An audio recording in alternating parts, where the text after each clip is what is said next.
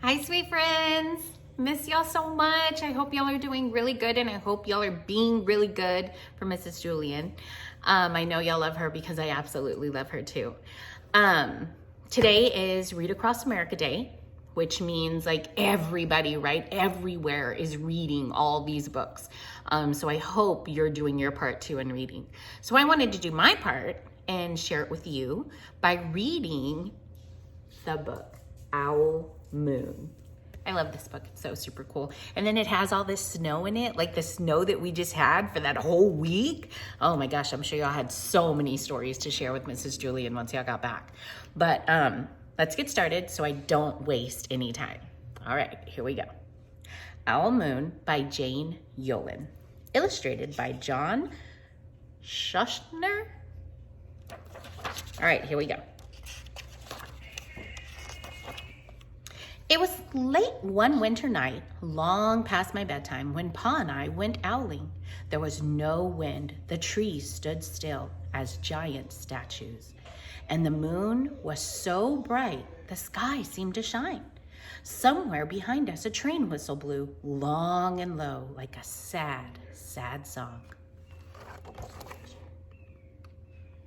Just want to make sure y'all can see it. The train whistle is blowing in the background. I know we live by a train, so we can hear it pretty loud, especially when it's cold. The air is thinner when it's cold, so sounds travel a lot faster and they sound louder. I could hear it through my woolen cap that Pa had pulled down over my ears. A farm dog answered the train, and then a second dog joined in. They sang out trains and dogs for a real long time. And when their voices faded away, it was as quiet as a dream. We walked on towards the woods, Pa and I. Ooh, so there they go. Look at that picture. Look what's in there. So they're going into the woods in the nighttime, right? They're really late. I mean, obviously, if it's Owl Moon. Our feet crunched over the crisp snow, and little gray footprints followed us. Pa made a long shadow, but mine was short and round. I had to run after him every now and then just to keep up. And my short, round shadow bumped in right after me. But I never called out. If you go owling, you have to be quiet. That's what Pa always says. I had been waiting and waiting to go owling with Pa for a long, long time. So I'm sure he wasn't going to ruin his moment, right? He knew what he had to do. He knew the rules of owling. We reached the line of pine trees, black and pointing against the sky, and Pa held up his hand. I stopped right where I was, and I waited. He looked up, as if searching the stars, as if reading a map up there. The moon made his face into a silver mask, and then he called, hoo-hoo, hoo-hoo, hoo-hoo, hoo-hoo, hoo-hoo, hoo-hoo. That's the sound of the great horned owl. You can see his paw, right? He's looking up, calling out into the moon. See if they see it. Again, he called out, and then again. After each call, he was silent, and for a moment, we both just listened. But there was no answer. Pa shrugged, and I shrugged back. But I was not disappointed. My brothers all said that sometimes there's an owl, and sometimes there's not. So there they are. There's something else in that tree, though. See that? Not an owl, but there definitely is another little critter in there. We walked on. I could feel the cold as if someone's icy hand was palm down on my back. And my nose and the tops of my cheeks felt cold and hot at the same time, but I never said a word. If you go owling, you have to be quiet and make your own heat. So if you were outside, like playing during the snow, I'm sure you got really cold. And sometimes when you get so cold, it could almost feel hot at the same time. And that's what he's talking about, feeling like that. Oh, picture, sorry. So there he is. And look at how he's still staying behind from his dad, right? He said his legs are too short. He had to kind of jog sometimes to keep up. We went into the woods. The shadows were the blackest things I had ever seen. They stained the white snow. My mouth felt furry, for the scarf over it was wet and warm. I didn't ask what kinds of things hide behind black trees in the middle of the night. 'Cause when you go owling, you have to be brave. I can only imagine how brave he's being right now, right? That's super brave. Look at those dark woods. Luckily, he's with his dad. He's not by himself, but still. Then we came to a clearing in the dark woods. The moon was high above us. It seemed to fit exactly over the center of the clearing, and the snow below it was whiter than milk in a cereal bowl. Think of like when you eat cereal and how white your milk is in there, and that's what it's saying. That the center of the clearing and the snow below it was whiter than the milk in a cereal bowl. And there it is. Look at the way the moon's just shining straight down on that beautiful white snow.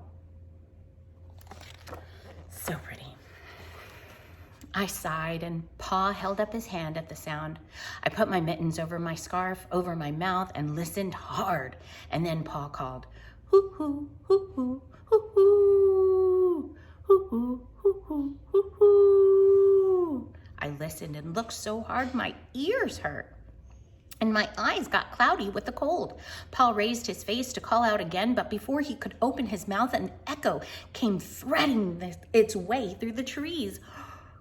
Hoo, hoo, hoo, hoo, hoo. There's an echo there. I wonder. Let's see. Pa almost smiled. Then he called back. Woo-hoo, woo-hoo, woo-hoo. Just as if he and the owl were talking about supper, or about the woods, or about the moon, or about the cold. I took my mitten off the scarf, off my mouth, and I almost smiled too. Can you imagine the excitement? They're actually getting a call back from the owl. The owl's call came closer from high up in the trees on the edge of the meadow. Nothing in the meadow moved. All of a sudden, an owl shadow, part of the big tree shadow, lifted off and flew right over us. We watched silently with heat in our mouths, the heat of all the words that we had not spoken. The shadow hooted again, right? Because they can't talk. Because then if they talk, they're going to scare it away. So they have to be really, really quiet. So I'm sure he's holding in all these words, holding in all this excitement. So yeah, he's saying the heat of all the words we had not spoken. And there they are. You can see them real small there.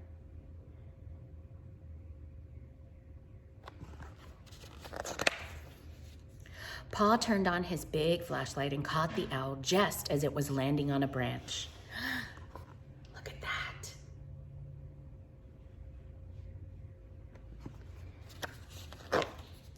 For 1 minute, 3 minutes, maybe even 100 minutes, we stared at one another. Look at that. Look at how beautiful that is. So pretty. Then the owl pumped its great wings and lifted off the branch like a shadow without sound. It flew back into the forest. Time to go home, Pa said to me. I knew then that I could talk. I could even laugh out loud if I wanted to. But I was a shadow as we walked home. So he's saying he was a shadow as he walked home. Did he talk?